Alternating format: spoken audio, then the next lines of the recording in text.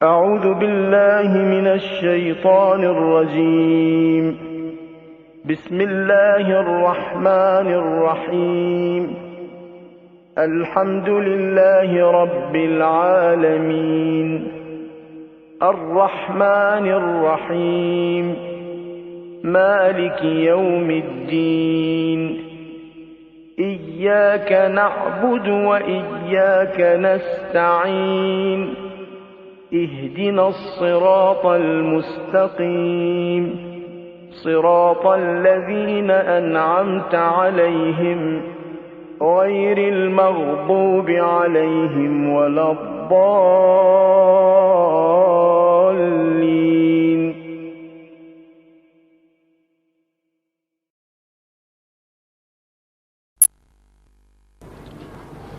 الحمد لله الملك الحق المبين والصلاة والسلام على سيد الأنبياء وأشرف المرسلين وآله وأهل بيته الطيبين الطاهرين لا سيما على الإمام المنتظر والحجة الثاني عشر أجل اللهم له الفرج ولعنة الله على أعدائهم أجمعين. أما بعد وقد قال الله عز وجل في محكم كتابه الحكيم بسم الله الرحمن الرحيم اقرأ باسم ربك الذي خلق خلق الإنسان من علق اقرأ وربك الأكرم الذي علم بالقلم علم الإنسان ما لم يعلم.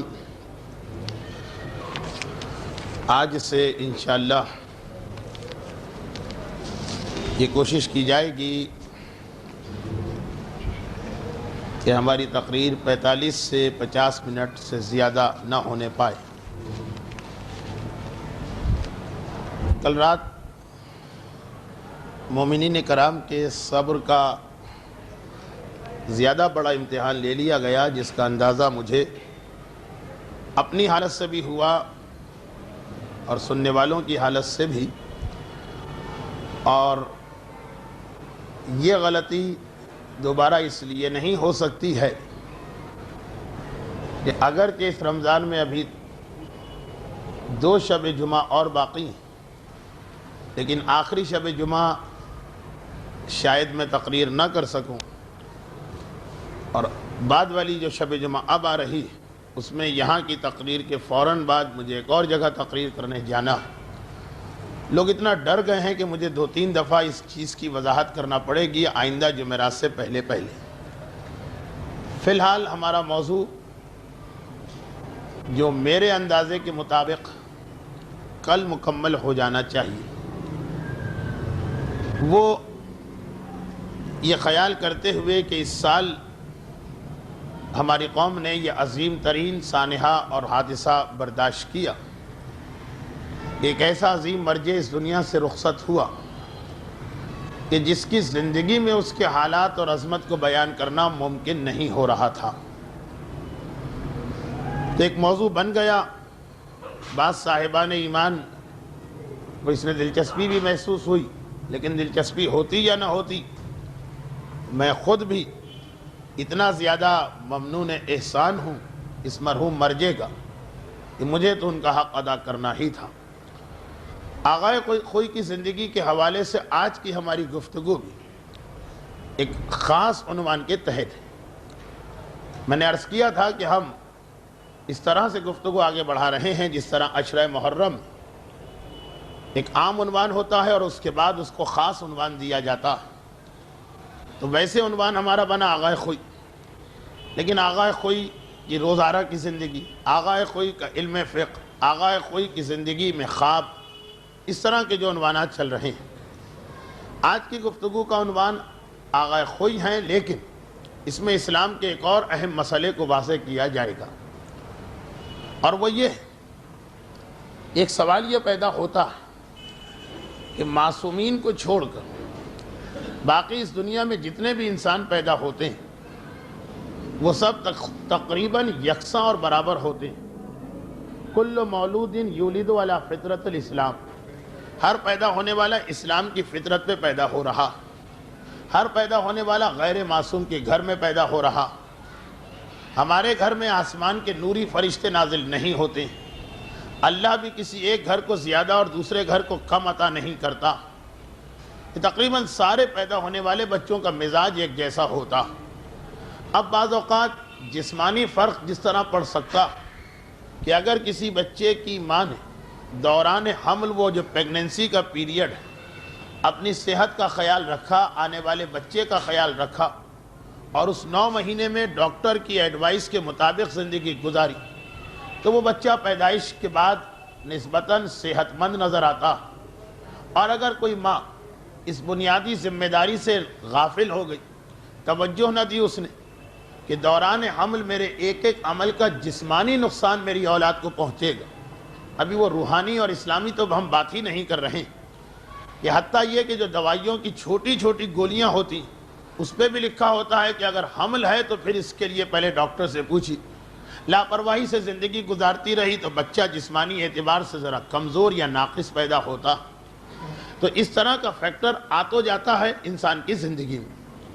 لیکن اسی کو ہم اپنا موضوع بناتے ہیں اسلام کے حوالے سے کہ جب آغا خوئی گھرانے کے اس صاحب علم کے خاندان میں پیدا ہوئے جن کا نام حجت الاسلام سید علی اکبر الموسوی الخوئی تھا، تو کیا کسی خاص چیز نے آغا خوئی کو اس منزل تک پہنچنے میں مدد دی، یا پروردگار عالم نے شروع سے ہی مقدر میں یہ لکھ دیا تھا کہ اس بچے کو ہمیں یہ مرجع بنانا، یا اس میں کوئی دخل ان کے گھرانے اور آغا خوئی کی اپنی ذات کا؟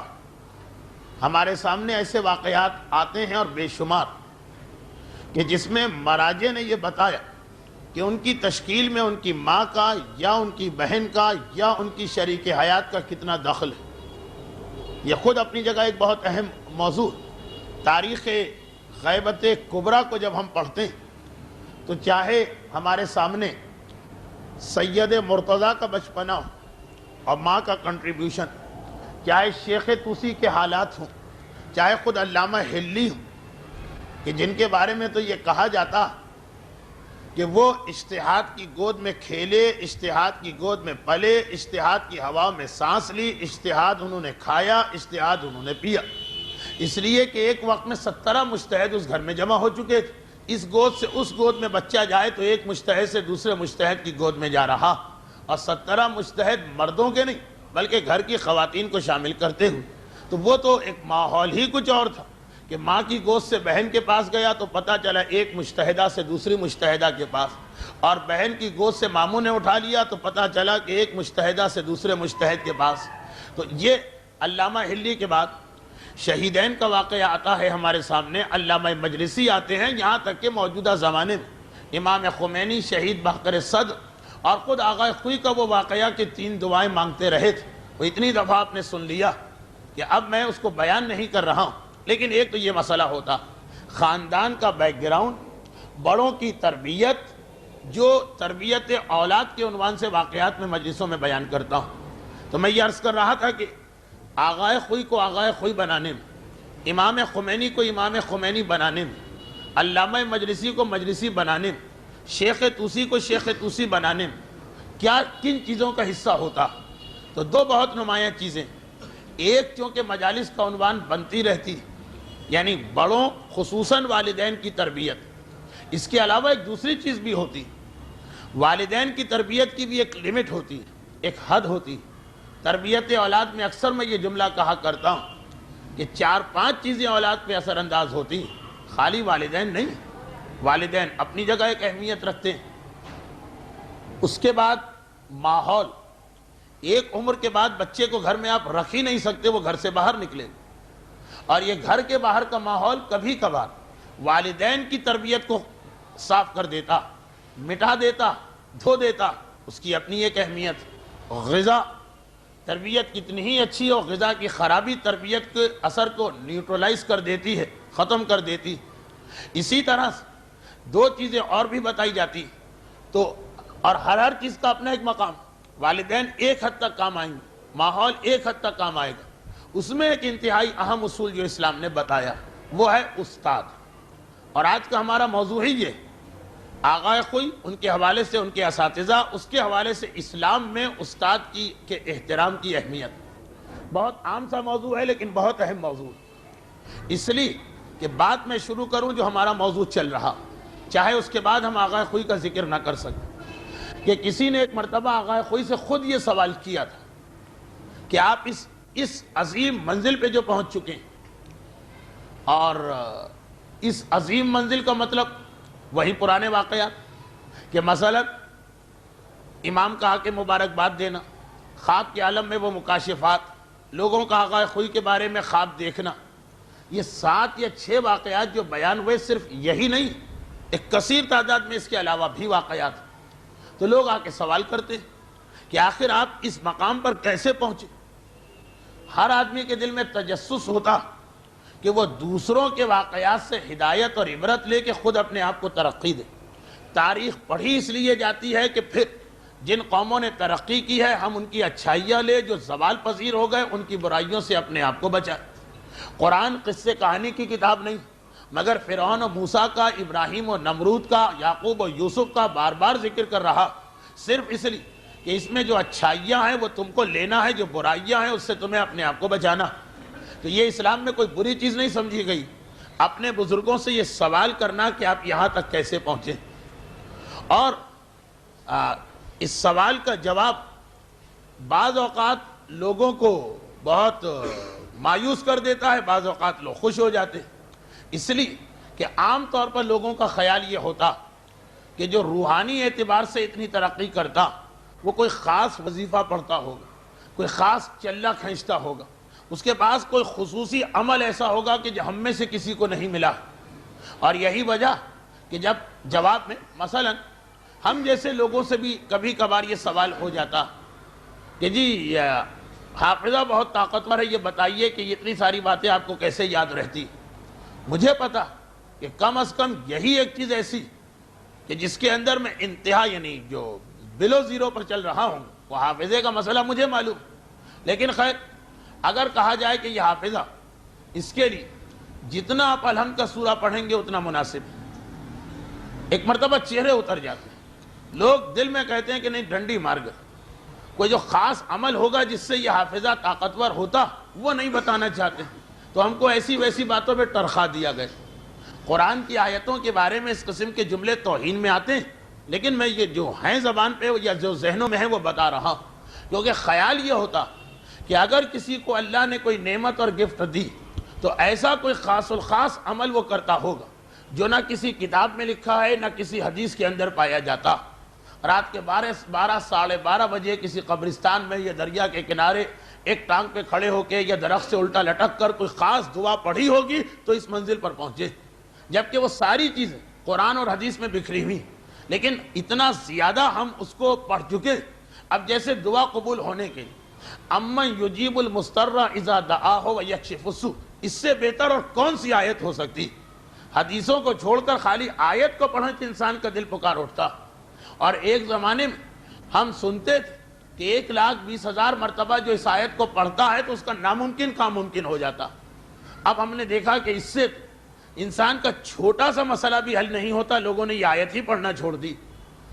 بات اس کا اثر وہی، لیکن ہوتا یہی ہے کہ جب کوئی چیز بہت عام ہو جائے آدمی اس کو اہمیت نہیں دیتا، اور جس چیز کو اہمیت نہ دی جائے اس کا اثر خود بخود ختم ہو کے رہ جاتا۔ آغا خوئی سے بھی یہ سوال کیا گیا کہ وہ والدین اور خاندانی پس منظر کو چھوڑیں، کیوں؟ اس کو کیوں چھوڑیں؟ یہ بھی ایک مسئلہ۔ تو یہ وجہ یہ کہ اگر کسی اولاد کی ترقی کا دار و مدار صرف ان کے والدین اور تربیت پر، اس کا مطلب یہ ہے کہ جسے برے والدین ملے ہیں اب تو ناممکن ہے اس کے لیے کوئی ترقی کرنا۔ آدمی سب چیزیں بدل سکتا ہے لیکن والدین کو تو بدلنے کے اختیار نہیں رکھتا۔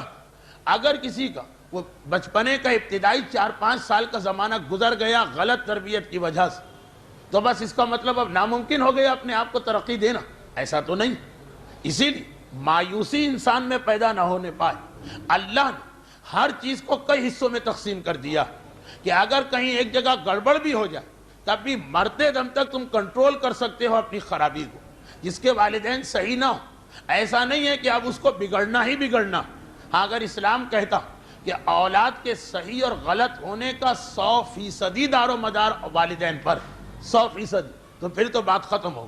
ہمارے والدین مثلا والدین کہا کرتے ہیں کہ جی اولاد نالائق، لیکن کبھی اولاد کہتی ہے کہ ہمیں نالائق والدین مل گئے، اب ہم کیا کریں، یہ تو ہمارے اختیار میں نہیں رہا، تو گویا 100% ہماری جنت جہنم ان پر ہے، تو اب ہم اپنے آپ کو بدل ہی نہیں سکتے، ایسا تو نہیں۔ اسی لیے اسلام نے کہا والدین کا ایک حصہ، تربیت کا ایک حصہ، غذا کا ایک حصہ، ان میں سے کسی میں بھی خرابی ہو تو ذرا معاملہ تمہارے لیے مشکل تو ہو جائے گا، مگر بہرحال پھر بھی اپنے آپ کو بدل سکتے ہو۔ اسی لیے ولی کے گھر میں شیطان پیدا ہوتے بھی ہم نے دیکھے، اور شیطان کے گھر میں ولی پیدا ہوتے بھی ہم نے دیکھے۔ تو اب آغا خوئی سے پوچھا جا رہا کہ آپ کا اتنا علم، میں کتنی ہی کوشش کروں عام مجمع کو یہ نہیں بتا سکتا ہوں کہ آغا خوئی کا علم کیا، یہ صرف علماء سمجھ سکتے ہیں، یہ ہم جیسے دینی طالب علم جو خود ان کتابوں کو پڑھ رہے ہوتے ہیں، جس پر آغا خوئی کو وہ عبور حاصل تھا، کہ پھر ہمیں اندازہ ہوتا ہے کہ واقعاً یہ علم کا کتنا بڑا پہاڑ عام آدمی کی سمجھ میں نہیں آئی۔ کہ بھئی درس خارج اگر بہترین دیتے تھے تو تاریخ تشیع میں ہمیشہ درس خارج دیا گیا، وہ جو خاص راز ہوگا، وہ جو سر ہوگا، وہ ہم اور سوائے دینی طالب علموں کے اور کوئی نہیں سمجھ سکتا۔ تو بس میرے انہی جملوں پہ اکتفا کیجیے کہ آخر آپ اتنے بلند مقام پہ کیسے پہنچے۔ تو آغا خوئی نے اس کے اندر صرف 2 جملے ارشاد فرمائے تھے۔ وہ جو آغا خوئی کا حوضے پہ کنٹرول جب ہو گیا تھا، اور معجزے کے طریقے سے کنٹرول، حوضہ عام طور پر بزرگ علماء کے کنٹرول میں ہوتا، لیکن ایک 30-35 سال کا طالب علم ایک دم نکل کے آئے اور ایک سے ایک بڑے مرجع حوضے میں موجود، ان سب کے ہوتے ہوئے حوضہ اس کے اوپر منحصر ہو چکا۔ آغا حکیم بھی ہیں، آغا عبدالحادی شیرازی بھی ہیں، حتیٰ یہ کہ کسی حد تک آغا اصفہانی کا زمانہ بھی پایا، آغا برجردی کا زمانہ بھی پایا، اور سارے ایسے مراجع کے جن کے علم کی قسم کھائی، مگر حوضہ ان سب کے ہاتھ سے نکل کے آغا خوئی کے ہاتھ میں آ چکا۔ یہاں تک کہ وہ بڑے بڑے مراجع وہ فخر محسوس کرتے ہیں کہ ہمارے بیٹے آغا خوئی کے پاس پڑھیں، خود نہیں پڑھا رہے ہیں۔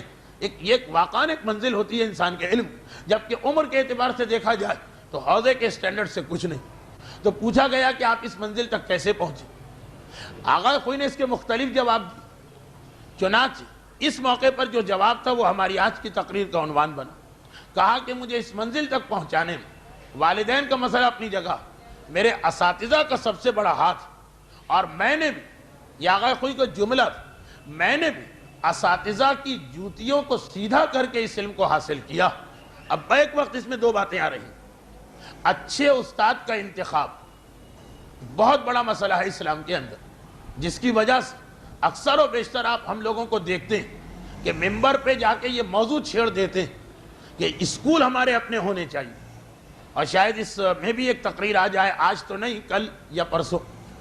وہ وجہ یہی کہ چاہے آپ اس کو انگلش پڑھا رہے ہوں، چاہے آپ اس کو حساب پڑھا رہے ہیں، خود استاد کے اپنے اثرات بہت زیادہ ہوتے ہیں۔ چنانچہ ہمارے سامنے جو بہت ہی واضح مثال آتی ہے وہ یزید کے اپنے بیٹے کی آتی۔ اب یزید کا جو بیٹا، تربیت اولاد کی ساری خراب چیزیں اس کو ملی، ماں اس کی ایسی ہی، باپ تو اس کا خیر، سبحان اللہ، باپ بھی اس کا ایسا، ماحول کیا ہوگا؟ یزید کے محل میں کیا ماحول آپ توقع کرتے ہیں؟ غذا کیا ہوگی؟ یزید کے محل میں کون سے حلال و حرام کا خیال رکھا جاتا ہو؟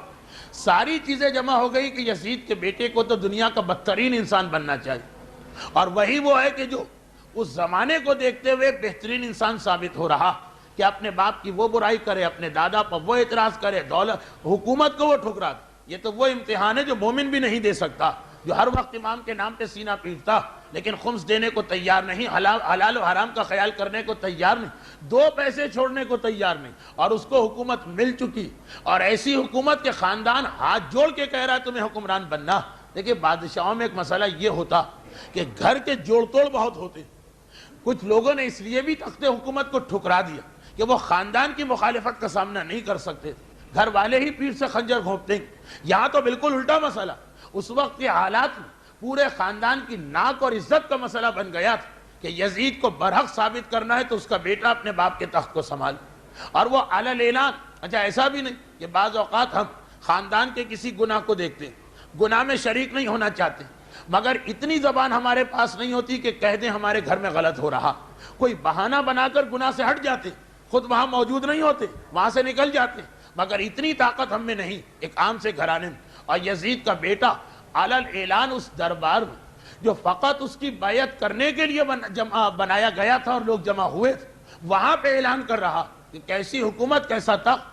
یہ بھی نہیں کہتا کہ میں اتنا دنیا سے بیزار اور پرہیزگار انسان ہوں کہ مجھے دولت اور حکومت نہیں چاہیے، یہ بھی کہہ دیتا تو ہم کہتے اس کا مزاج اور نیچر کچھ اور نہیں. وہ یہ کہتا کہ جس تخت کی بنیاد حرام پہ رکھی گئی اور جس حکومت کی اساس خون حسین کے اوپر، اس حکومت کو قبول کر کے قیامت کے دن رسول کو کیا جواب دوں گا. تو وہ یہ نہیں کہہ رہا ہے کہ مجھے حکومت پسند نہیں، کہہ رہا ہے حرام طریقے سے حکومت آ رہی ہے اس لیے پسند نہیں. جیسا میں نے کہا مومن کے قدم لڑکھڑا جاتے ہیں. اتنا بڑا امتحان مومن دینے کے قابل نہیں ہوتا کہ اللہ اور امام کی خاطر وہ اپنے چلتے ہوئے بزنس کو چھوڑ دے. بینک کی نوکری حرام ہے، اس مسئلے پر اتنے فتوے آ چکے کہ کم از کم ایک 50% بھی دینی معلومات رکھنے والے کو فتوے میں کوئی شک نہیں. اب مسئلہ صرف اپنی مجبوریوں کو لوگ انسان بناتے ہیں. یہ مجبوری ہے، وہ ایکسکیوز ہے، مسئلہ حرج ہے، گزارا نہیں ہے، تنخواہ نہیں، وہ ساری چیزیں ہو سکتا ہے کہ اللہ ان عذر کو قبول کر. لیکن مسئلہ یہ کہ ایک چھوٹی سی نوکری ہم سے نہیں چھوڑی جا رہی اور وہ تخت کے اوپر ٹھوکر مار کے باہر چلا جا رہا. بہت سی چیزیں ایسی کہ ہم گناہگار نہیں، مگر پھر بھی جس نے بڑی قربانی دی ہے اللہ کے اس کا مقام تو بلند ہوگا. یہ کیسے حاصل ہو؟ باپ کی وجہ سے تو یزید کا بیٹا تو کبھی یہ حرکت نہ کر. غذا کی وجہ سے اس کی غذا شروع سے آخر تک حرام. ماحول کی وجہ سے اس کا ماحول غنا و زنا و شاہی محل. پھر کیا چیز؟ استاد. اسے استاد اتنا بہترین مل گیا کہ اس نے دھو دیا. والدین کا جو اثر جو فطرت میں آتا، جو انسان کے کنٹرول میں نہیں، آج کل کی سائنس کے اعتبار سے جو جینز کے اندر منتقل ہوتا، استاد نے ان اثرات کو بھی دھو دیا. غذا کے اثرات کو بھی دھو دیا، ماحول کے اثرات کو بھی دھو دیا. تو چاہے استاد کسی بھی مقصد کے لیے رکھا جائے، دین نہیں سکھانا ہے، دنیا سکھانا، اولاد پہ اس کے اثرات ہوتے ہیں. تو آغا خوئی یہ فرما رہے ہیں کہ پہلا بڑا مسئلہ یہی آغا خوئی کا کہ میرے اساتذہ نے مجھ پر پوری محبت اور شفقت نچھاور کی اور اپنی طرف سے کہا کہ میں نے جو کچھ حاصل کیا ان کی جوتیوں کو سیدھا کیا. یہ اسلام میں ایک مسئلہ بنتا ہے، احترام استاد. یہ ایک عنوان ہے اسلام کے اندر، یہ ایک موضوع ہے. اسلام کے مستحبات میں ایک اہم ترین مستحب کہ جو تمہیں ایک حرف بھی سکھاتا وہ گویا تمہارا آقا بن جاتا ہے اور تم اس کے غلام ہو جاتے ہو، چاہے وہ تمہیں کہیں بیچھی کیوں نہ ڈالے. یہ محاورتاً عربی کا محاورہ، مولا کا مشہور فرمان. اگرچہ اس کا زیادہ تعلق تو آخرت کے اور اسلامی علوم سے ہے، مگر بعض دنیاوی علوم بھی اس میں شامل ہو جاتے ہیں بطور واجب کفائی. کچھ دنیاوی چیزیں ہیں کہ جو دین کا جز سمجھ لی جاتی، بس میں تفصیل میں نہیں جا رہا ہوں. تو احترام استاد جو ایک موضوع، اور سب سے پہلا استاد، کائنات کا پہلا استاد خدا اپنی ذات کو قرار دے رہا. اقرا بسم ربک الذی خلق خلق الانسان من علق اقرا وربک الاکرم الذی علم. اس خدا کے نام سے پڑھو جس نے انسان کو تعلیم دی، علم سکھایا، جو معلم انسان ہے. معلم انسان الرحمن علم القرآن. یعنی استاد کا مقام اتنا بلند کہ اللہ یہ ٹائٹل سب سے پہلے اپنے لیے استعمال کر رہا. اس کائنات کا پہلا معلم، اس کائنات کا پہلا استاد اللہ. اور پیغمبر اسلام کا بھی جہاں تذکرہ قرآن میں کیا تو پیغمبر کے القابات میں ایک لقب یہی دیا، وَالَّذِي بَعَثَ فِي الْأُمِّيِّينَ رَسُولًا مِّنْهُمْ يَتْلُو عَلَيْهِمْ آيَاتِهِ. وہ ایک مسئلہ کہ تلاوت کرنے والے، وَيُزَكِّيهِمْ. وہ ایک اور مسئلہ کہ نفس کا تزکیہ کرنے والے، وَيُعَلِّمُهُمُ الْكِتَابَ وَالْحِکْمَةَ. اور تعلیم دینے والے. معلم، یہ لفظ معلم، استاد، ٹیچر، اللہ پہلے اپنی ذات کو معلم بنا رہا، پھر رسول کی ذات کو معلم بنایا جا رہا اور رسول کے حوالے سے آل رسول کو. اور پھر حکم آتا کہ استاد کا احترام. چنانچہ اگر آپ وہ مختصر سا کتابچہ اٹھا کے دیکھیں، پتہ نہیں اب مارکیٹ میں ہے یا نہیں، رسالۃ الحقوق، جس میں ہمارے چوتھے امام نے 52 حق بتائے ہیں جو ایک مومن کو ادا کرنا. اس میں ایک استاد کے حق کے عنوان سے بھی بحث. یہ آج کل کے ماحول اور معاشرے میں ایک انتہائی اہم مسئلہ. اور پھر خصوصیت کے ساتھ دینی تعلیم کے اساتذہ. ہمارے پاس ہماری تاریخ، اہم شخصیتیں اس لیے پامال ہو کے رہ گئی کہ ان کے پاس صلاحیت تھی، والدین نے تربیت بہترین کی تھی، غذا اور ماحول بہترین دیا تھا، احترام استاد نہ رکھ سکے. اب جو تقریر میں کر رہا ہوں یہ کچھ غیبت کے دائرے میں نہ آ جائے، مگر چونکہ یہ ان مقامات میں سے ایک ہے جہاں کسی محترم شخصیت کی برائی کی جا رہی تو ان کی مذمت کے لیے نہیں، لوگوں کو تنبیہ کرنے کے لیے، اس لیے اس کو شرن غیبت نہیں کہا جائے گا. ابن ادریس ہلی صاحب السرائر، محمد ابن احمد ابن ادریس ہلی، یہ ان کا پورا سلسلہ نسب. خود نام محمد، والد کا نام احمد، دادا کا نام ادریس. مگر یہ تاریخ شیعت میں ابن ادریس کے نام سے مشہور ہو گئے۔ ان کے بارے میں زیادہ مشہور قول یہ ہے کہ 35 سال کی عمر میں ان کا انتقال ہوا تھا۔ بعض علماء نے ذرا اندازہ لگایا کہ شاید 55 سال۔ ہمارے دینی تعلیم کے اعتبار سے 55 سال یہ تو وہ منزل ہے کہ جہاں سمجھیے کہ اجتہاد کی ڈگری کسی کو ملتی۔ 55 سال ہمارے یہاں نوجوان عمر کہی جاتی، لیکن زیادہ مشہور ان کے بارے میں یہ ہے کہ یہ 35 سال کی عمر میں انتقال کیا انہوں نے۔ کون ہے یہ شخصیت؟ یہ تاریخ تشیع سنیے اسی حوالے سے۔ یہ ابن ادریس حلی وہ شخصیت جنہوں نے آ کر اس سحر اور جادو کو توڑا تھا جو شیخ طوسی کی وجہ سے 80 سال تک شیعت پہ قائم رہا تھا۔ شیخ طوسی کا واقعہ شاید پرسوں ہی گزرا کہ جب شیخ طوسی کی کتاب النہایہ کو مولا کائنات نے یہ فضیلت اور اہمیت دی تھی، اور وہ جو ان شخصیتوں نے جو 5 آدمیوں نے ایک ہی جیسا خواب دیکھا تھا، اور وہ چونکہ مخلص لوگ تھے تو انہوں نے خواب کو پھیلایا، اور عام لوگوں کے لیے اس سے زیادہ اثر والی بات کیا بنی کہ جو شیخ کے بدترین دشمن تھے آج وہی شیخ کا قصیدہ پڑھ رہے ہیں۔ لیکن اس بات کا زیادہ اثر ہوتا جو کل تک مخالف انسان اور آج کہے کہ نہیں میں غلطی مانتا ہوں، یہ آدمی صحیح ہے، مولا تصدیق کر رہے ہیں۔ چنانچہ شیخ کی وہ اہمیت ہو گئی کہ 80 سال تک شیخ کے بعد کسی نے فتویٰ نہیں دیا، اور اس کی وجہ سے ہماری فقہی کتابوں میں ایک مسئلہ ڈالنا پڑا، اگرچہ اس کے بعد یہ مسئلہ ریپیٹ تو نہیں ہوا، لیکن یہ مسئلہ آ گیا کہ اگر کبھی سیم صورتحال ہو جائے، یعنی کوئی زندہ مجتہد رہی نہ یا کوئی زندہ مجتہد فتویٰ دینے کو تیار نہ ہو، تو پھر اب کیا کریں؟ یعنی جتنے مجتہدین تھے ان کا انتقال ہو گیا، باقی نئی جنریشن جو آنا چاہیے تھی اجتہاد ختم ہو گئے، توجہ نہیں دی کسی نے، یا زندہ مجتہد ہیں فتویٰ دینے کو تیار نہیں، اور چونکہ وہ خود مجتہد ہے ہم اس سے نہیں کہہ سکتے ہیں کہ آپ پر واجب ہے فتویٰ دیجیے۔ وہ کہے گا میں اپنا اجتہاد کر رہا ہوں، میرا اجتہاد یہ ہے کہ مجھ پہ فتویٰ دینا واجب نہیں، تو شیعت پھر اس وقت کیا کر؟ یہ ایک مسئلہ ہماری کتابوں میں آ گیا کہ اگر کبھی زندوں میں کوئی مجتہد ہی نہ ہو تو کیا پھر مردہ مجتہد کی تقلید کر سکتے ہیں یا نہیں کر سکتے؟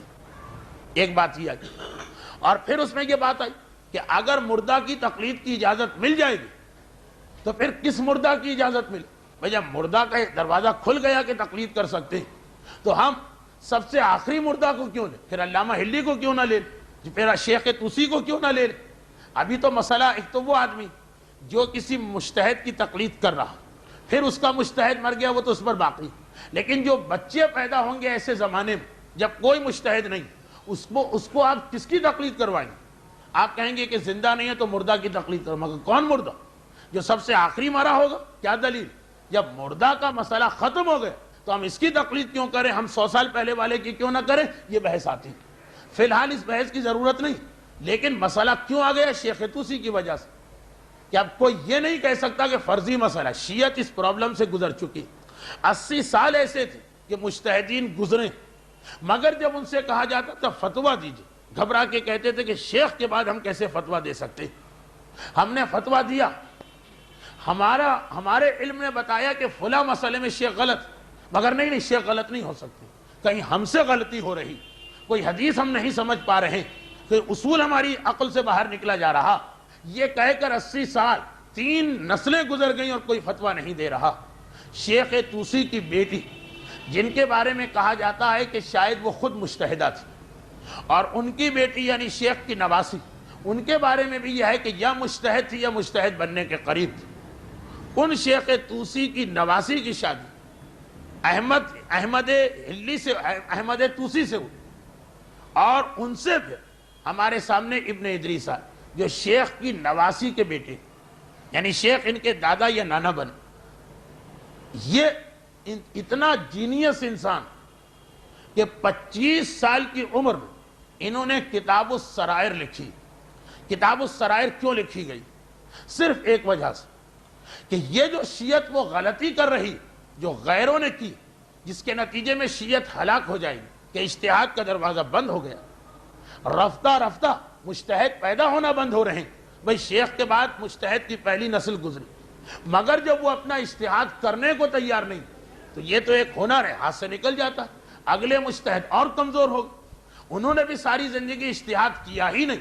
اجتہاد کا وہی مسئلہ جو بعض علماء کہتے ہیں معصوم کی حدیث، اور بعض علماء کہتے ہیں شیخ صدوق کا جملہ، العلم حرف و تکرار الف، علم جو ہے وہ صرف ایک حرف ہوتا، پھر جتنا اس کو ریپیٹ کیا جائے اس ایک سے ہزار مزید مسئلے نکلتے ہیں. جو مولا کی حدیث کہ رسول نے مجھے ایک دروازہ علم کا بتایا اور اس سے میں نے 1000 دروازے خود کشادہ کیے. تو اب جب یہ موقع ہی نہ مل، وہ کتاب پڑھو اور بیٹھے رہو. اجتہاد ختم ہو رہا ہے شیعت میں، اور اجتہاد ختم ہونا ہلاکت ہے ہر فرقے کے لیے. ابن ادریس ایک مرتبہ سامنے آئے اور ذرا سوچی، 25 سال کا نوجوان، ہمارے یہاں شاید بمشکل تمام توضیح پڑھ پائے، اور وہ شیخ طوسی جیسے عظیم مرجس ایک مرتبہ مٹبھیڑ کرنے کے لیے چل رہا اور کہہ رہا ہے کہ شیخ کی عظمت اپنی جگہ پر، شیخ کی اہمیت اپنی جگہ پر، مولا کی تائید اپنی جگہ پر، مگر شیخ کی وجہ سے ہم شیعت کا خاتمہ نہیں کر سکتے، شیخ کی وجہ سے ہم اجتہاد کا دروازہ بند نہیں کر سکتے. یہ وہ غلطی جو جذباتی قوم ہمیشہ کرتی. آج بھی کتنے ہی لوگ ایسے مجھے مل رہے ہیں جو کہتے ہیں بس آغا خوئی کا علم اتنا تھا، ان کے بعد ہم کسی کی تقلید ہی نہیں کریں. آج بھی کتنے ہی لوگ ایسے مل رہے ہیں جو کہتے ہیں امام خمینی کے بعد ہم کسی کی تقلید ہی نہ کریں. خیر، تقلید کرنا لوگ چھوڑ دیں تو خرابی نہیں، فتویٰ دینا بند کر دیں تو قوم کی خرابی. ابن ادریس سینہ ٹھونک کے کھڑے ہوئے کہ نہیں، شیخ کی عظمت اپنی جگہ پر، مگر شیعت جو ہے اس کے اصول نہیں بدلے جا سکتے. چنانچہ انہوں نے کتاب لکھی جس کا نام تھا السرائر، اور ہر وہ شخص جو دین کا طالب علم جانتا ہے اس کتاب کے کتنے ریفرنسز بعد کے مجتہدین دیتے ہیں. آغا خوئی کے بہت سارے فتوے ایسے جو شیخ طوسی کے خلاف ہیں اور ابن ادریس حلی کے مطابق. واقعاً ایک جینیس شخصیت تھی. آج سے 900 سال پہلے وہ ایسے ایسے فتوے دے دی جو اجتہاد کی اتنی ترقی کے بعد آج آغا خوئی دے رہے ہیں. آغا خوئی کے فتووں میں بہت تذکرہ ملتا ہے ابن ادریس حلی کا. کب؟ آغا خوئی کی عمر 80 سال ہے، ابن ادریس کی عمر 25 سال. آغا خوئی اس دور میں ہے کہ جب 500 مجتہدین کی تحقیقات سامنے، ابن ادریس اس دور میں ہے کہ جب کوئی مجتہد باقی نہیں رہا، سب کچھ اپنی محنت سے حاصل کیا. ان شخصیت کی عظمت میں کوئی کلام نہیں، اور واقعا ان کی وجہ سے وہ سحر ٹوٹا، وہ خرابی ختم. انہوں نے فتویٰ دیا اور فتویٰ دینے کا شوق دلایا لوگوں کو اور ہمت پیدا کی. پھر تو دھڑا دھڑ شیعت میں مرجع آنے لگے. ادھر ابن ادریس حلی دنیا سے رخصت ہوا اور اسے ادھر پورا وہ خاندان علامہ حلی وجود میں آ گیا، جس میں ایک وقت میں 17 مجتہد ایک گھر میں پیدا ہو گئے، بالکل ایک دوسرے سے ملے ہوئے، بالکل متصل زمانہ ہے دونوں کا. اب اندازہ کر کہ ابن ادریس اگر یہ نہ آتے تو شاید یہ اجتہاد کا سلسلہ ختم ہو جاتا. اتنی عظیم شخصیت. مگر لوگ حیران ہوئے کہ یہ شخص جو 35 سال میں انتقال کر گئے، ویسے 35 بھی میں اس لیے کہہ رہا ہوں کہ شہید ثانی نے جو ان کے حالات اپنے قلم سے لکھے، اور نجف کے خزانہ امیر المومنین میں وہ کتابچہ ہے، اس میں ان کی عمر 35 سال لکھی. ورنہ مشہور یہ ہے کہ یہ 25 سال میں ہی انتقال کر گئے. 25 سال اور مرجعیت کی اس منزل پہ پہنچ جانا، تو لوگ حیران ہوتے ہیں جو 25 یا 30 سال میں اتنا بڑا مرجع بن گئے کہ شیخ جیسی شخصیت کو اس نے ہلا کے رکھ دیا. شیخ کا لقب ہے شیخ الطائفہ، تمام علماء اور شیعت کے سردار، یہ لقب ہے شیخ کا. 25 یا 35 سال کا انسان ان کے فتووں کو غلط ثابت کر رہا اور ایسے ماڈرن فتوے دے رہا کہ آج اجتہاد ترقی کر کے وہی پہنچ پا رہا. تو لوگ سوچتے ہیں کہ اگر ان کو اتنی عمر مل جاتی جتنی عام طور پر مراجع کو ملتی، 70 سال، 80 سال، 90 سال، تو جو 25 سال میں اس منزل پہ پہنچا، 90 سال میں جا کے تو وہ ایک معجزہ بن چکا ہوتا. سوال یہ پیدا ہو رہا کہ یہ اتنی کم عمری میں انہوں نے انتقال کیا تو کیوں؟ آخر ہمارے پاس کچھ اور ایسے فقیہ ہیں جو کم عمری میں دنیا سے رخصت ہوئے مگر شہادت کی وجہ سے. شہید اول، شہید ثانی دونوں 55 سال سے کم عمر میں دنیا سے گئے، مگر انہیں بھی شہید کیا گیا، ان کو بھی شہید کیا گیا. باقر صدر آج کی مثال 50 سال سے کم تھے کہ جب دنیا سے رخصت ہوئے، مگر وہ شہادت کی موت ملی. تو لیکن ابن ادریس طبعی موت تھی. لوگ حیران ہوتے ہیں. ان کے حالات کو پڑھا گیا تو ایک چیز ہمارے سامنے آئی. دیکھیے ان کا کریڈٹ جو شاید مارکیٹ کی زبان میں ان کے پلس پوائنٹ کہ انہوں نے شیعت کو اجتہاد عطا کیا. انہوں نے لوگوں کو جو بھول گئے تھے فتویٰ دینے کا طریقہ سکھایا. انہوں نے اس عمر میں اجتہاد کو اتنا ماڈرن کر دیا کہ آج 900 سال کے بعد بھی ان کے فتوے سب سے بہتر فتوے لگ رہے ہیں.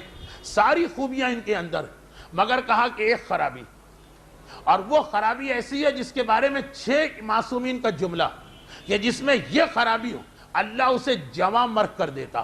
موت اس کو بہت جلدی آ جاتی، وہ جوانی میں مر جاتا. اور جوانی میں مرنے کا مطلب کیا کہ خالی اس کا نقصان نہیں ہوتا بلکہ پوری ملت کا نقصان ہوتا. ابن ادریس 35 سال میں دنیا سے رخصت ہوئے، وہ بھی شہید ثانی کی گواہی پر، ورنہ تو 25 سال میں دنیا سے رخصت ہو گئے۔ عقل حیران ہوتی ہے، 25 سال میں اتنا بڑا کام کیا، مگر کیوں؟ صرف ایک بات، اور وہ جملہ لکھا جاتا کہ استاد کی توہین۔ استاد سے مراد یہاں قرار دیا گیا شیخ توسی، کہ ماحول ایسا ماحول بن چکا تھا کہ کوئی شیخ کے فتوے کے خلاف کچھ سننے کو تیار نہیں تھا۔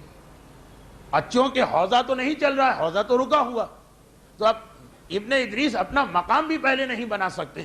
وہ کہتے بھی ہیں کہ بھائی شیخ کی اہمیت اپنی جگہ، مگر فلاں فتوے میں شیخ نے غلطی کی۔ لوگوں نے کہا یہ کیسے ہو سکتا، تم صحیح کہہ رہے ہو 20 سال کے لڑکے، اور شیخ نے غلطی کی، یہ ممکن نہیں۔ چنانچہ ان کو مجبورا، یہ دیکھیے خدا کے پاس یہ کوئی جواز نہیں، مگر انہوں نے خود ایک جواز بنایا، کہا کہ شیخ کا اثر ختم کرنے کے لیے مجھے لامحالہ اب شیخ کی ذات پہ اٹیک کرنا پڑے گا، اتنا کھل کے بات کرنا پڑے گی۔ فلاں مسئلے میں شیخ لاپرواہ، فلاں مسئلے میں سوچے سمجھے بغیر فتویٰ دے، فلاں مسئلے میں حدیث کو پڑھا ہی نہیں، فلاں مسئلے کے اندر قرآن کی آیت بھول گئے۔ یہ اسٹائل انہوں نے اختیار کیا تاکہ ایک مرتبہ ذہنوں کو جھٹکا لگے، لوگ پھر چونک کے دیکھیں، حدیث شیخ چھوڑ گئے کون سی حدیث، آیت شیخ بھول گئے کون سی آیت۔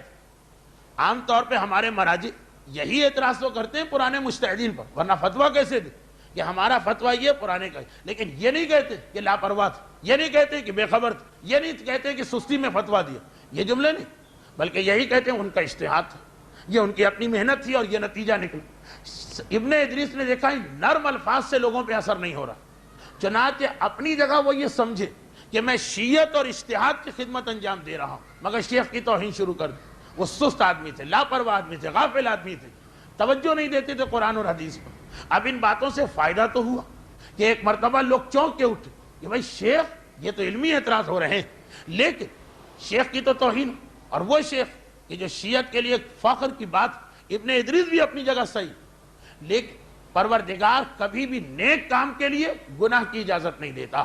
ایک اصول ہے کمیونزم اور اسلام میں ٹکراتا ہو۔ کمیونسٹوں کی فلسفی یہ تھی، ایک زمانے میں تو دانتوں پسینہ آتا تھا کمیونسٹوں سے مقابلہ کرنے میں، لیکن خیر اپنا تابوت وہ خود ہی دفن کر چکے ہیں، پھر بھی ان کی ایک فکر تھی کہ مقصد اگر نیک ہو تو ذریعہ جو ہے وہ برا ہو جائے کوئی حرج نہیں۔ اسی بنیاد پر کمیونسٹ ہر جگہ لڑائی جھگڑے ٹیررزم بم کے دھماکے ہی سب، یہ ہمارا مقصد ہے انقلاب لا کے غریبوں کو ترقی دینا، اس کے لیے 2-4 آدمی مر بھی جائے، اگر خون بھی بہہ جائے کوئی بات نہیں۔ لیکن اسلام کہتا کہ نیک مقصد تک پہنچنا ہے، ذریعہ بھی تمہارا جائز ذریعہ ہونا چاہیے۔ یہ نہیں ہے کہ آپ لوگوں کو نماز کا پابند بنانے کے لیے جھوٹی حدیثیں پڑھنا شروع کر دیں اور کہیں کہ نہیں ہماری نیت یہ ہے کہ لوگ نمازی بن جائیں۔ اب اگر ہم نے 2 جھوٹی حدیثیں پڑھ لی تو یہ کون سا اتنا بڑا گناہ ہو گیا، اسلام اس کو برداشت نہیں کرتا۔ عزاداری میں بھی کبھی یہ دلیل آتی ہے کہ اگر ہم جھوٹے مصائب بنا رہے ہیں تو کیا حرج ہے، ہماری نیت تو نیک۔ وہ ایک اصول چل رہا کہ نہیں، نیک نیت کے لیے ذریعہ بھی نیک ہونا چاہیے۔ ابن ادریس سے یہ غلطی ہو گئی کہ نیت نیک تھی، ذریعہ انہوں نے غلط بنایا۔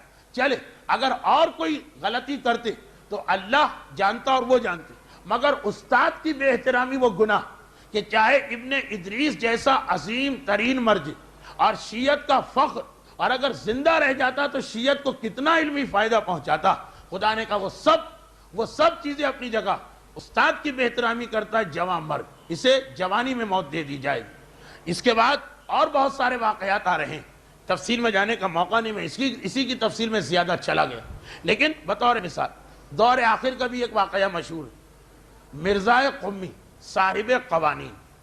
بہت مشکل ہوتا ہے جب میں جملے کہتا ہوں پھر اپنے آپ پہ کنٹرول کرنا کہ اب یہ نہ سمجھاؤں کہ کون مرزا قمی اور یہ نہ سمجھاؤں کہ کون صاحب قوانین، لیکن خیر بہت اپنے آپ کو روک رہا ہوں۔ ملاقات امام نامی کتاب جو اردو زبان میں، ان کے کئی واقعے ہیں امام کی ملاقات۔ انتہائی مقدس انسان اور انتہائی فلسفے اور منطق کی باریک بینیوں کو جاننے والی، اصول فقہ میں انہوں نے ایک انقلاب برپا کیا تھا۔ ان کے ایک شاگرد تھے جن کا نام تو بیان کرنے کی ضرورت نہیں، ان کی کتاب فصول بہت مشہور، 25 سال کی عمر تھی، اور ایسی کتاب کہ 80 سال کا مرجع بھی اس کو سمجھ نہیں پاتا، اتنی اس کے اندر اتنا علم بھرا ہوا اور دقت و باریک بینی کے ساتھ۔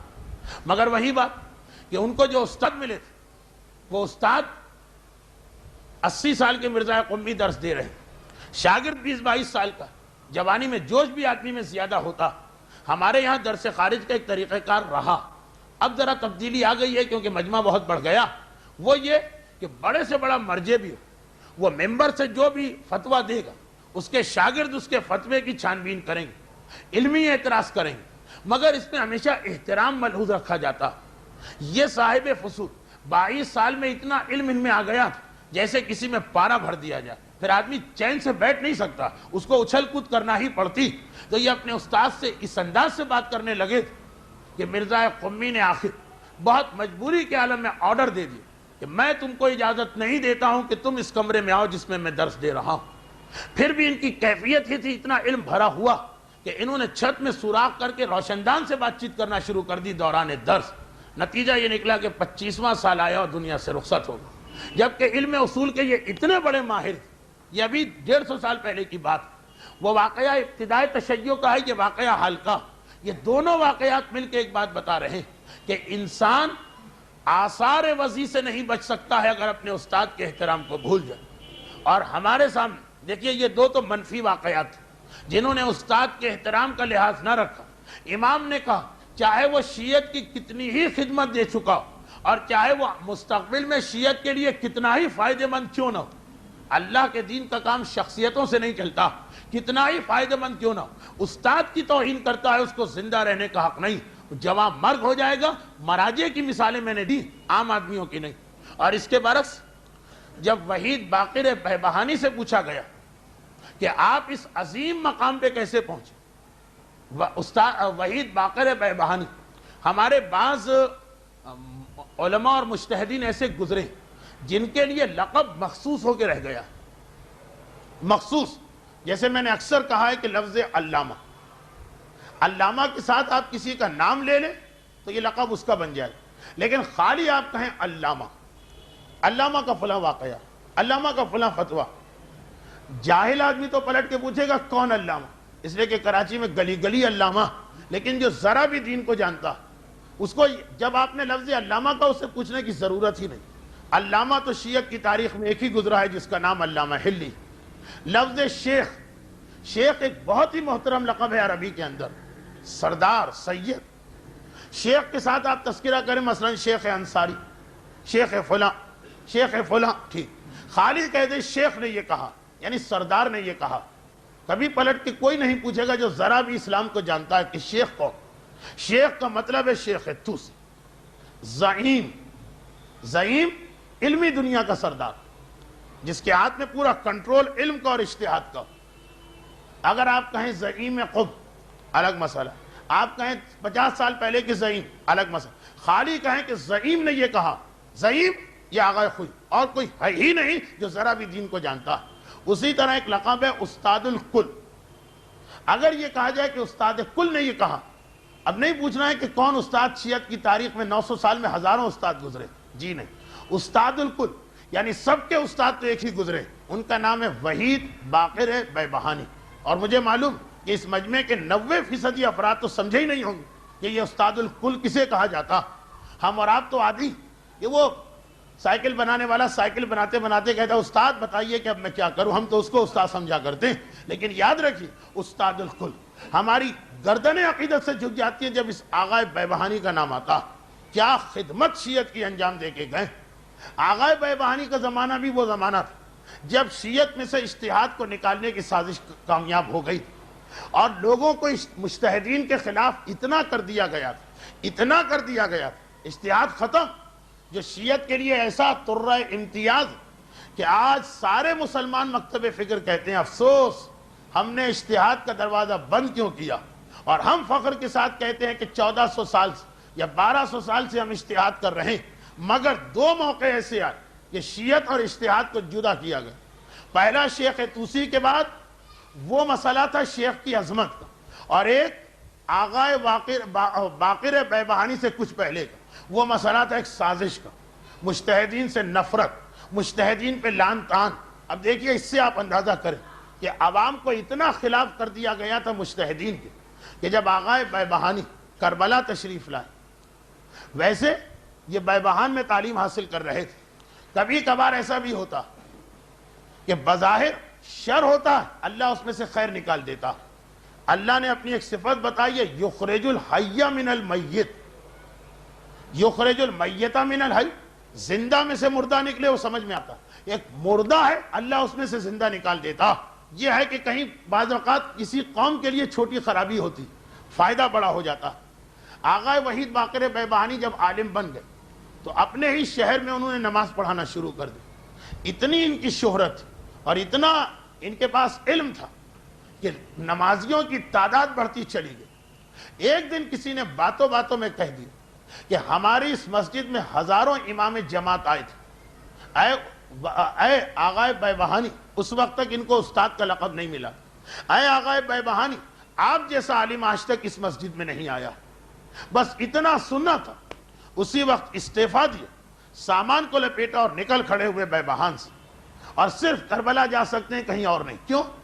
بے اختیار دل میں خیال یہ پیدا ہوا کہ میں نے یہ سن لیا کہ میرے پیچھے لوگ نماز پڑھنے آ رہے ہیں اور تعداد بڑھتی جا رہی ہے، آج کے بعد اب میری نیت میں خلوص نہیں رہے گا۔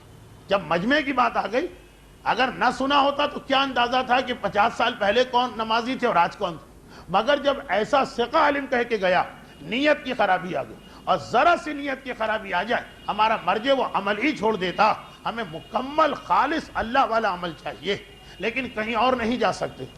جہاں جائیں گے بیبہان کے لوگ پہنچ جائیں گے اور اصرار کر کے لے آئیں گے۔ اصرار کیوں کریں گے؟ یہ خود بیبہان کے، کسی کے ان کے والد سے تعلقات، کسی کے ان کے چچا سے تعلقات، کسی کے ان کے دادا سے تعلقات، اور بزرگوں کا احترام شاید یہاں نہیں، محفل مرتضیٰ میں آیا، آثار وضیع کا ایک ہی جگہ سمجھ میں آتی ہے، کربلا چلے جا، بہترین بہانہ بھی ہو جائے گا کہ میں امام مظلوم کے شہر میں آیا ہوں، علم دین حاصل کرنا چاہتا ہوں۔ باقی کسی اور شہر میں جاؤ گے لوگ کہاں مانیں گے؟ کربلا پہنچ گئے، اور کربلا پہنچے تو وہاں ایک عجیب ماحول دیکھو، مجتہدین کے خلاف نفرت جو آج کل پھیلائی جا رہی ہے، ایک سازش چل رہی ہے اندرونی طور پر، اتنی زیادہ تھی اس دور کے اندر کہ کربلا کے لوگ اگر کسی مجتہد سے کبھی قرآن لیتے تھے، کوئی مجتہد ہے اب آ گیا، اس نے قرآن پکڑا، مثلا مسجد میں قرآن پڑھ کے رکھ دیا، امام باڑے میں قرآن پڑھ کے رکھ دیا، وہ پہلے اس قرآن کو لے جا کے پانی سے پاک کرتے تھے، اس کے بعد اس قرآن کو ہاتھ لگاتے تھے کہ مجتہد کا ہاتھ لگ جائے اگر قرآن سے، چاہے وہ سوکھا ہاتھ کیوں نہ ہو، یہ قرآن تک نجس ہو کے رہ گیا، اس قرآن کی تلاوت نہیں کی جا سکتی۔ ابھی بھی پاکستان میں نہ اتنی نفرت ہوئی ہے اور نہ ہی اللہ کرے کہ کبھی ہم یہ حماقت کریں، لیکن کربلا میں یہ ماحول بن چکا تھا، کربلا میں یہ ماحول بن چکا جو اس وقت شیعت کا حوزہ علمیہ تھا، اس وقت وحید باقر کا وہاں پہنچ جانا ایک معجزہ ہو گئے۔ اگر بیبہان میں رہتے تو یہ مسئلہ بڑھتا چلا جاتا، کربلا آئے، اتنی زیادہ قوت علمی تھی۔ اس فرقے کا نام تھا اخباری فرقہ، جو اجتہاد کو حرام قرار دیتا تھا، جو کہتا تھا کہ اجتہاد جائز ہی نہیں، وہ دو چیزوں کو حرام قرار دیتے، ذرا سنی، اجتہاد کو اور قرآن کے مطلب پڑھنے کو، یعنی ان معنوں کہتے تھے قرآن کی کسی آیت کا ہم سے تعلق ہے، قرآن حجت ہی نہیں ہے، قرآن پہ ہم کو عمل ہی نہیں کرنا۔ وہ ایکسٹریم بھی غلط، یہ ایکسٹریم بھی غلط کہ ہر چیز قرآن سے نکال کے دکھائیے، قرآن کے علاوہ اور کچھ نہیں۔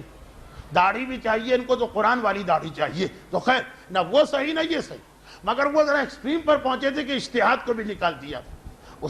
وحید باقر بیبہان، اتنا علم ان کے پاس تھا، ان سب کو جمع کیا، کہا آؤ اور بیٹھو بات کرو، علمی بات، اور ایسا مناظرہ کر کے ان کو زج کر دیا اور عاجز کر دیا کہ وہ کربلا جہاں قرآن کو ہاتھ لگ جائے مجتہد کا تو وہ اس کو پاک کرتے ہیں، وہاں وحید باقر بیبہانی کو باقی سارے امام جماعت ہٹا کے مسلح ان کو دیا گیا کہ آپ جیسا عالم نماز پڑھائے گا، یہ استاد الکل قرار پائیں۔ ایک مرتبہ کسی نے ان سے پوچھا کہ آپ اتنی عظیم منزل پر کیسے پہنچ گئے کہ ایسے ماحول کو آپ اکیلے نے بدل کے رکھ دیا؟ کہا فقط اس لیے کہ میں نے کوئی بھی غلطی زندگی میں کی، استاد کی توہین و بے احترامی کبھی نہیں کی، ہمیشہ اپنے اساتذہ کا احترام کیا، جس کی وجہ سے میں نے سب کچھ پایا۔ اور یہی آغا خوئی سے پوچھا جا رہا، کیا ہے آغا خوئی؟ آپ پیدا بھی ہوئے تو ایک ترکستان کے علاقے میں کہ جہاں ایران میں عام طور پر وہاں والوں کو کم عقل سمجھا جاتا، ایک ایسے دور افتادہ علاقے میں اور ایک عام سے گھر میں، علامہ ہلی جیسے مرجع کے گھر میں پیدا نہیں، اتنا علم آپ کے پاس کہاں سے آ گئے؟ کئی وجوہات کے علاوہ ایک وجہ یہ بتا کہ میں نے ہمیشہ اپنے اساتذہ کی جوتیوں کو سیدھا کیا، استاد کے احترام کو کبھی فراموش نہیں کیا۔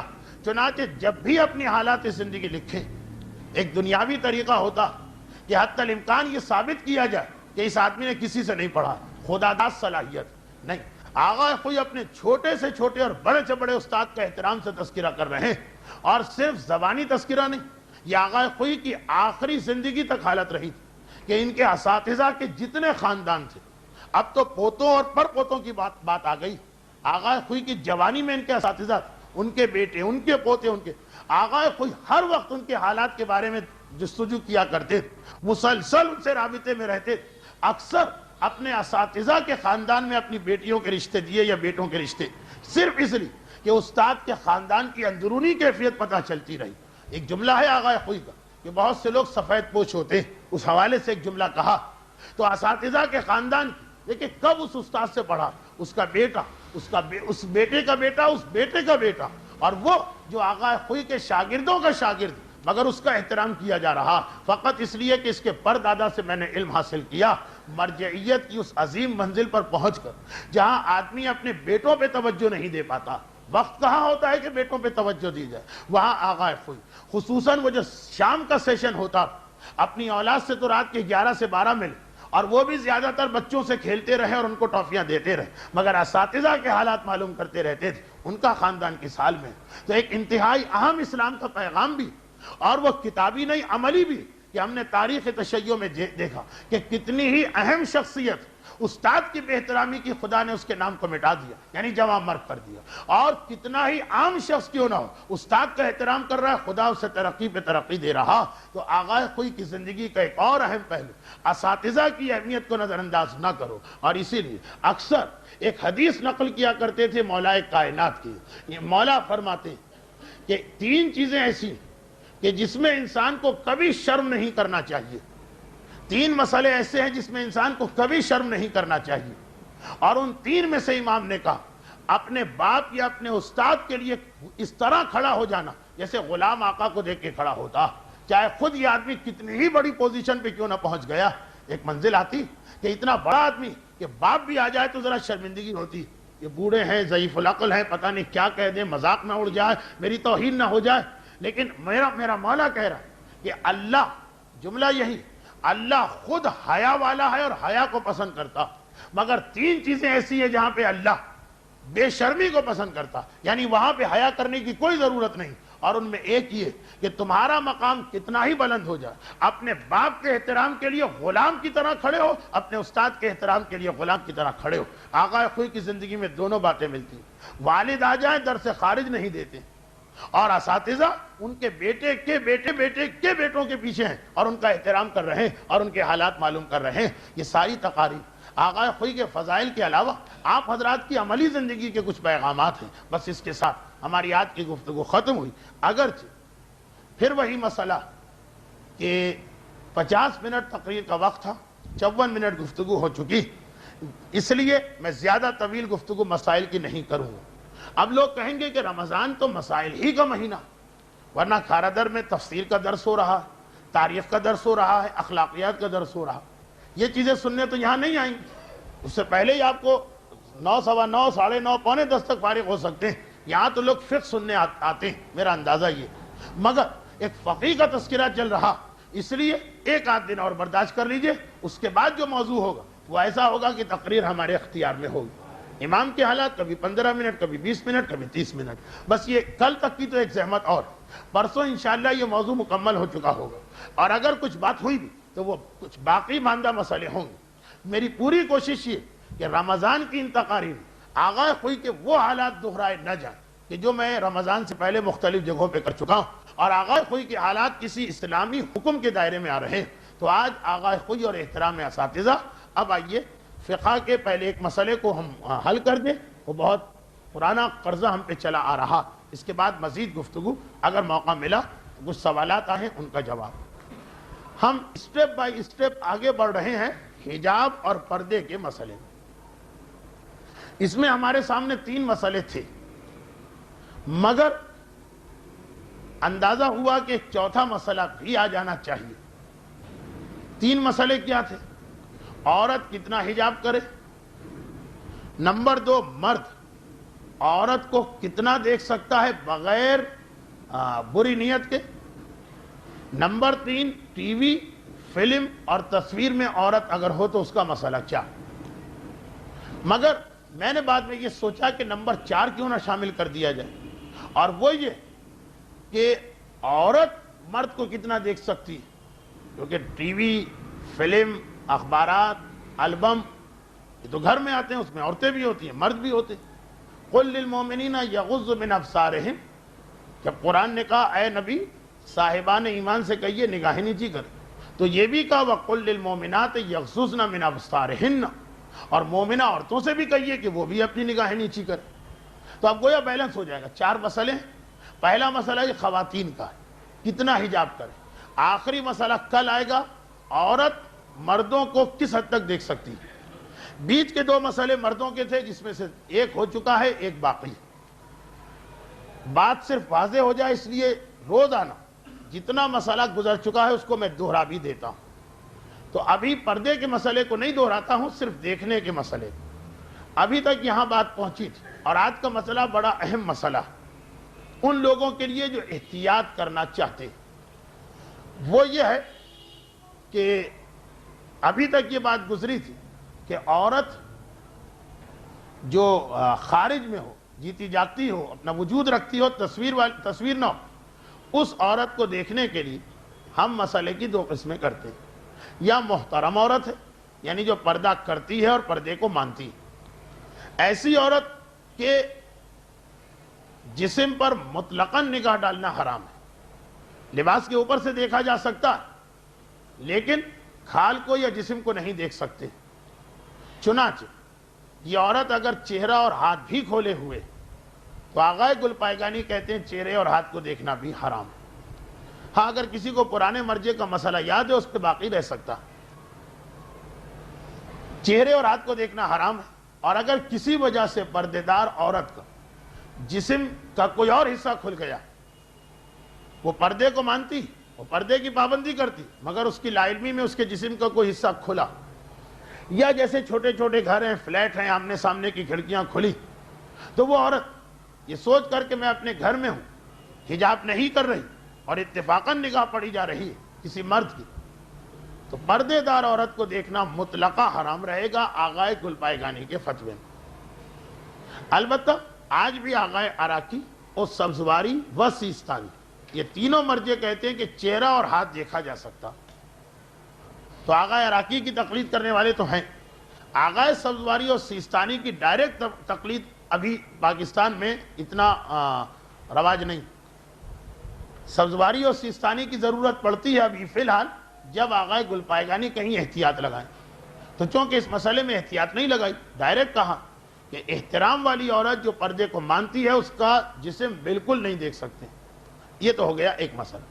لیکن جو مبتذلہ یعنی جو حکم پردے پر عمل کرنے کو تیار نہیں، اس کے بارے میں یہ ہے کہ دیکھنے والے کی اپنی نیت اگر خراب نہیں تو اس کے پورے جسم کو دیکھا جا سکتا، سوائے وہی پرائیویٹ پارٹس کے یا شرمگاہ کے۔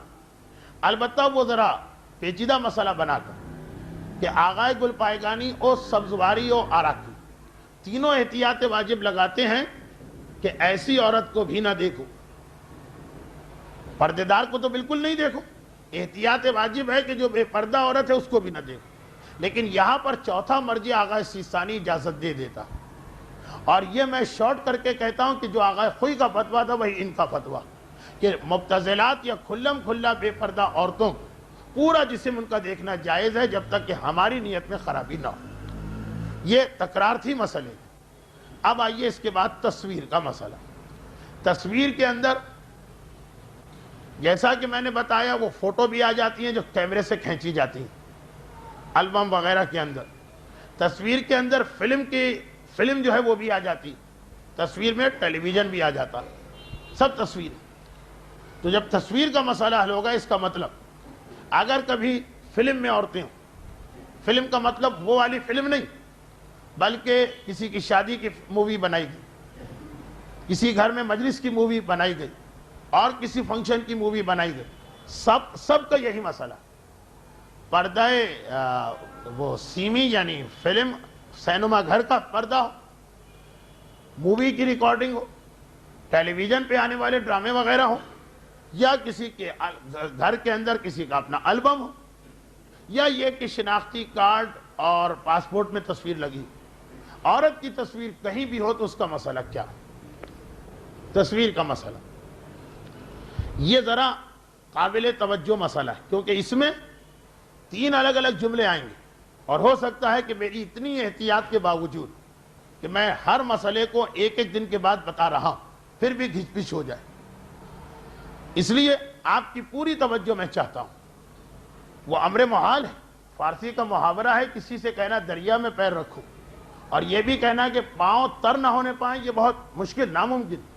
رات کے 12 بجے لوگوں کو اس طرح سے مسئلہ سنانا کہ گزشتہ رات کے 4 بجے لوگوں کو چھوڑا گیا اور پھر 12 بجے رات کو پکڑ لیا گیا، نیند کے جھونکے آ رہے ہیں، اور پھر کہنا توجہ تو ہے، تو بہت مشکل. لیکن اور کوئی چوائس ہمارے پاس نہیں ہے، اس لیے میں یہ عرض کر رہا ہوں. تصویر کے سلسلے میں آئیے ایک عام سے مسئلے پہ بات کر رہے ہیں. تصویر میں تین الگ الگ مسئلے ہیں. ابھی صرف ہم تصویر دیکھنے کی بات کر رہے ہیں. کیا نامحرم کی تصویر کھینچی جا سکتی ہے؟ وہ ایک الگ مسئلہ ہے، آج پوچھیے ہی نہیں تاکہ سب گھچ پچ نہ ہو جائیں. تصویر کا مسئلہ یہ ہے کہ یا تو تصویر ایسی عورت کی ہے جو مبتذل ہے، پردہ ہی نہیں کرتی، تو ایسی عورت جب عام حالات میں دیکھ سکتے ہیں تو تصویر میں تو یقیناً دیکھ سکتے ہوں گے. اس کو ہماری فقہ میں کہتے ہیں قیاس اولویت. بعض چیزیں ایسی کہ اگر ایک مسئلہ پتہ چل گیا، جیسے بہت مشہور مثال، قرآن نے یہ کہیں نہیں کہا کہ والدین کو مارنا حرام ہے، اتنا کہا کہ اف کہنا حرام. اس سے یہ فتویٰ نکلتا کہ جب اف کہنا حرام تو مارنا تو یقیناً حرام ہوگا، وہ اس سے بڑی چیز. اسی طرح کا یہ مسئلہ کہ مبتذلہ عورت، یعنی وہ عورت جو عام زندگی میں بے پردہ، اسے آپ دیکھ سکتے سوائے جسم کے مخصوص حصے کو چھوڑ کر. تو اب اس کی تصویر اگر ہے تو وہ تو بالکل ہی جائز. یہ تو مسئلہ یہیں پہ آپ حل کر دیجئے کہ مبتذلہ عورتوں کی تصویر جائز. ٹیلی ویژن پہ اندر آنے والی 99% عورتیں مبتذلہ مانی جائیں گی. کبھی کبھار کسی مذہبی پروگرام میں کچھ ایسی عورتیں آ جاتی نظر آتی ہیں جو اپنا وہ والا حجاب کر کے بیٹھی جو امام خمینی اور آغائے عراقی کے فتوے میں منظر آ جاتا ہے کہ وہ مقرر تقریر کر رہا ہے، ایک مرتبہ کیمرہ وہاں چلا گیا. لیکن 99% ٹی وی پر اور فلموں میں جو عورتیں آتی ہیں وہ مبتذلہ. چنانچہ ایسی عورت جس کے بارے میں معلوم کہ یہ پردہ نہیں کرتی ہوگی، پردے کو مانتی ہی نہیں ہوگی، اس عورت کی تصویر میں کوئی مسئلہ نہیں، وہ تو بات وہیں ختم. اب اس کے بعد والا مسئلہ آ رہا، بہت ہی مشکل مسئلہ. ذرا بھی میں بے احتیاطی سے بات کہہ گیا تو لوگ اس سے غلط فائدہ بھی اٹھا سکتے ہیں. اب آئیے مسئلہ ان عورتوں کا جو پردے دار عورتیں ہیں اور ان کی تصویر ہمارے سامنے آ رہی ہے. پردے دار عورتیں ہیں اور ان کی تصویر ہمارے سامنے آ رہی. پردہ کرتی ہے ایک عورت اور پاسپورٹ کی وجہ سے اس نے تصویر کھنچوائی. کوئی یہ نہ کہے کہ پردے دار عورت ہے تو تصویر کیسے؟ نہیں، پردے دار عورت بھی تصویر کھنچوا سکتی. اچھا، پردے دار عورت جو تصویر کھنچوا رہی،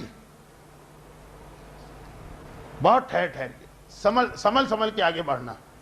پردے دار عورت جو تصویر کھنچوا رہی، اس تصویر کی بھی 2 قسمیں. ایک تو یہ قسموں نے آپ کو مار ڈالا ہوگا، ہر چیز کی 2 قسمیں بن رہی ہیں، لیکن اس کے بغیر مسئلہ واضح نہیں ہو پائے گا. جو بے پردہ عورت ہے اس کو بھی دیکھ سکتے ہیں، اس کی تصویر کو بھی دیکھ سکتے ہیں.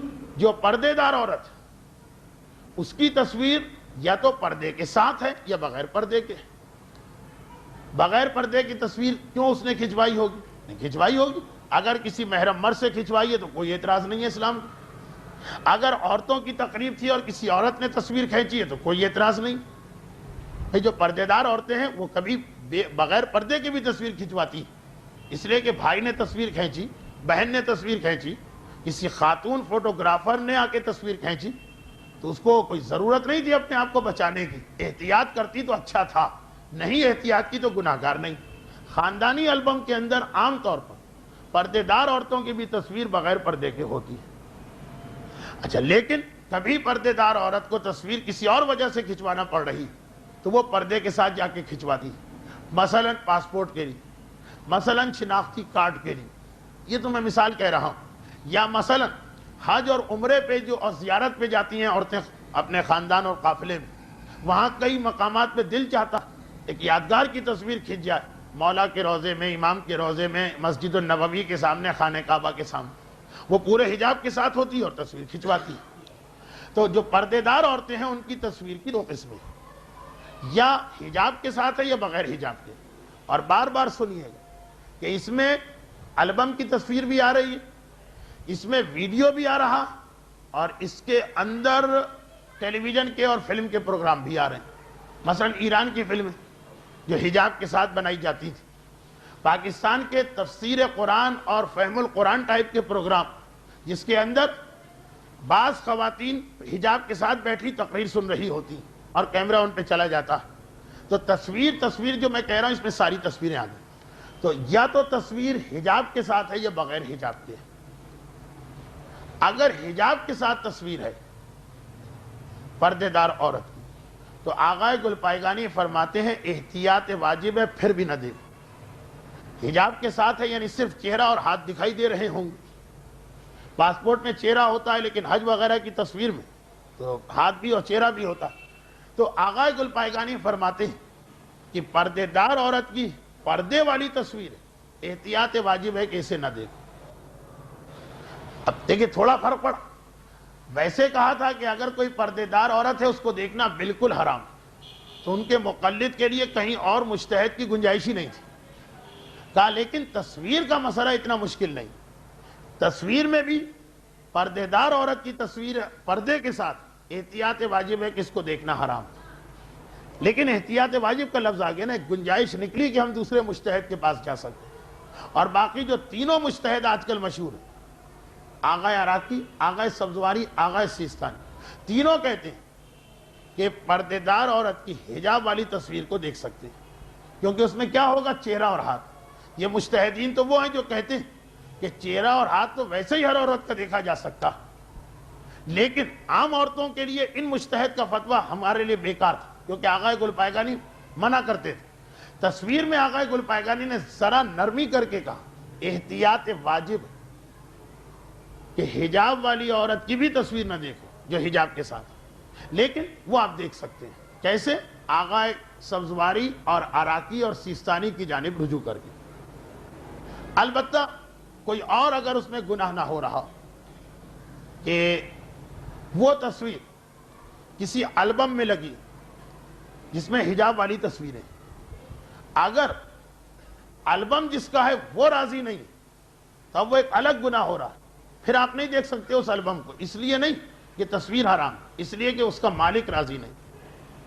لیکن ایک یہ ہے کہ تصویر آپ کے سامنے آ گئی، اور جیسے میں نے کہا ٹیلی ویژن میں آ گئی، ایران کی فلموں میں آ گئی، پاسپورٹ آپ کو دیا گیا، کوئی فارم تصدیق کے لیے آپ کے پاس گیا جس میں تصویر لگی، تو پھر شرعاً اس کے اندر آپ پہ کوئی گناہ نہیں۔